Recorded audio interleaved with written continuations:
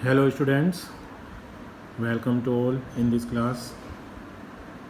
पिछली क्लासों में हमने पार्टनर के एडमिशन से रिलेटेड कुछ न्यूमेरिकल क्वेश्चन किए थे। लास्ट क्लास में मैंने जो क्वेश्चन किया था उसमें थोड़ा सा आपको होमवर्क भी दिया गया था नरेशन लिखने के लिए और टोटल करने के लिए। उम्मीद करता हूँ आप सबने वो कर लिया होगा। उसी क्रम में आगे चलते हुए एक नया क्वेश्चन है आपके सामने जिसका पिक मैंने भेज दिया है। क्वेश्चन में कहा गया है कि दो पार्टनर हैं अजय और विजय और ये अपना लाभ हानि 1:1 यानी बराबर के अनुपात में बांटते हैं। बैलेंस शीट दी गई है। साथ में उन्होंने कहा है उन्होंने कुछ निश्चित शर्तों पर विनय को साझेदारी में सम्मिलित किया है। मशीन भवन फर्नीचर पर 10% वार्षिक ह्रास यानी ये हानि है। इनका मूल्य कम होगा। रिवैल्यूएशन के पॉइंट ऑफ व्यू से हानि है, उसे लॉस में दिखाएंगे और नई बैलेंस शीट में इन मशीन भवन और फर्नीचर का मूल्य कम कर दिया जाएगा। देनदारों पर 10% वार्षिक की दर से संचिति करनी है, ये भी हानि है। डेटर्स जो 24,000 के हैं उन पे हम प्रोविज़न बनाएंगे डाउटफुल डेब्ट्स का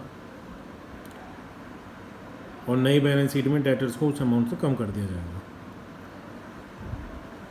एक नई बात कही गई है, पुस्तकों में 12,000 रुपये से ख्याति खाता खोला जाए। ये इनडायरेक्टली कहा जा रहा है कि जो नया साझेदार है उसको अपनी ख्याति के 12,000 रुपये देने हैं। उसने नकद नहीं दिए लेकिन इतने रुपए से ख्याति खाता खोल दिया जाए। तो जो पुराने साझेदार हैं अजय और विजय जो बराबर के साझेदार हैं उनको 6,000 रुपये का बेनिफिट गुडविल का मिलना चाहिए। तो गुडविल वाली एंट्री हम करेंगे, सेकंड एंट्री जो करते हैं मैं बताऊंगा अभी। और अजय और विजय को इसका बेनिफिट मिलेगा लेकिन नया साझेदार इस राशि को नकद नहीं लाया था, इसलिए ये गुडविल की राशि नई बैलेंस शीट में एसेट्स में दिखाई जाएगी। अगला है नया साझेदार जो विनय है, ये 18,000 रुपये पूंजी कहलाता है और भविष्य में इसके लाभ 1/4 हैं। और एक नई एडजस्टमेंट कही गई है, सभी साझेदारों के पूंजी खाते उनके लाभ हानि अनुपात में कर दिए जाएँ और हमें पुनर्मूल्यांकन खाता साझेदारों का पूंजी खाता और नई बैलेंस शीट बनाने के लिए कहा गया है। तो ये जो नई एडजस्टमेंट है कैपिटल से रिलेटेड, इसकी हम कैलकुलेशन करेंगे।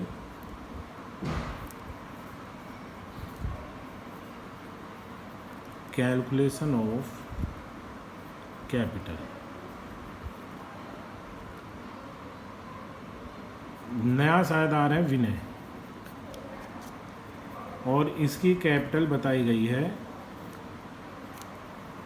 1/4 शेयर के लिए 18,000 रुपये। यानी जो हमारा नया साझेदार है विनय वो 1/4 हिस्से के लिए 18,000 रुपये ला रहा है। तो इसी की मैथमेटिकल यदि हम कैलकुलेशन करें, यदि 1/4 हिस्सा 18,000 है तो टोटल कैपिटल कितनी होगी? टोटल कैपिटल ऑफ फर्म वो हो जाएगी 18,000 इंटू इस फ्रैक्शन को भिन्न को उल्टा कर देंगे 4/1 यानी टोटल कैपिटल होनी चाहिए 72,000 रुपये। और ये जो 72,000 रुपये है वो टोटल कैपिटल जो फर्म की होगी उसमें 3 साझेदार हैं, अजय, विजय और विनय।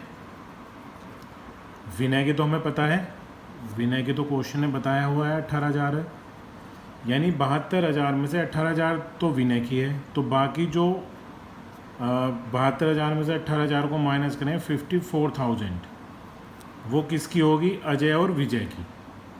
क्योंकि ये बराबर के साझेदार हैं तो 54 का हाफ होता है 27। अजय की भी 27 होनी चाहिए और विजय की भी। यानी नई फर्म में जो हम बैलेंस शीट बनाएंगे उसमें अजय, विजय और विनय की कैपिटल 27 और 18,000 रखी जाएगी। जब हम सारी कैलकुलेशन करेंगे और उस कैलकुलेशन के बाद हमें ये लगता है कि अजय की कैपिटल होनी तो चाहिए 27,000 लेकिन इसकी कैपिटल कैलकुलेशन के हिसाब से 27,000 से कम है।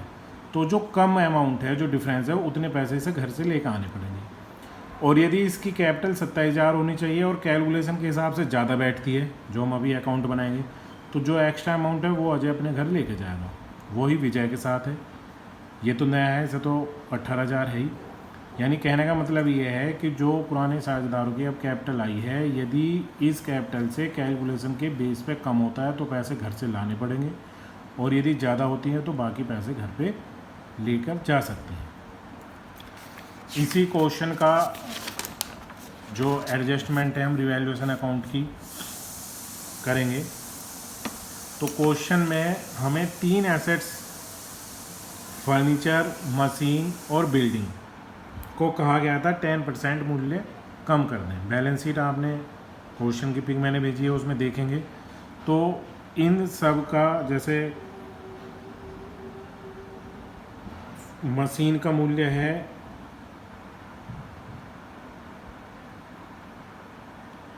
19,200, मशीन का मूल्य है 19,200।